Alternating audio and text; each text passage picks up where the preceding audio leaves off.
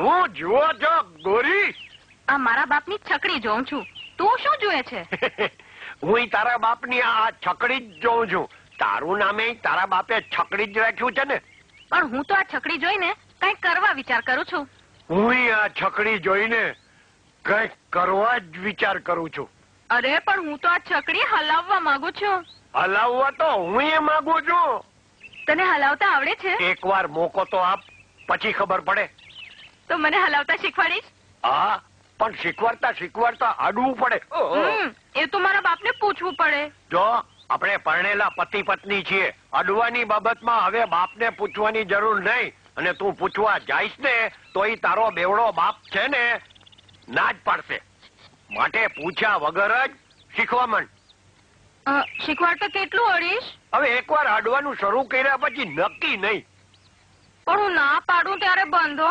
અરે પણ હું એવું સરસ અડીશ કે તને એમ થાય કે અડ્યા જ કરે.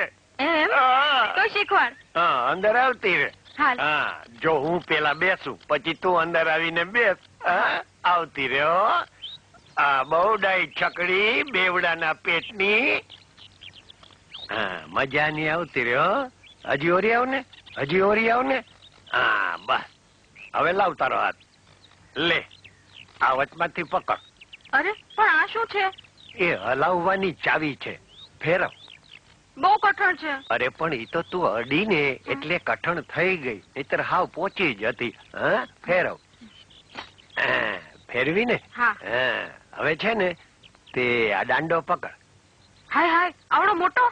ઈ તો તે કોઈ દી પકડ્યો નથી ને એટલે તને મોટો લાગે. પછી તું રોજ પકડીશ ને એટલે ટેવાઈ જાય. પકડ તું તારે. પણ આ તો નીચે પડ્યો છે. હા, તે એને 3 વાર છે ને ઊંચા નીચો કરવાનો. 3 વાર ઊંચા નીચો કરીશ ને પછી ઊંચો થઈ જશે. પછી શું થશે? પછી મશીનની કામગીરી ચાલુ થશે.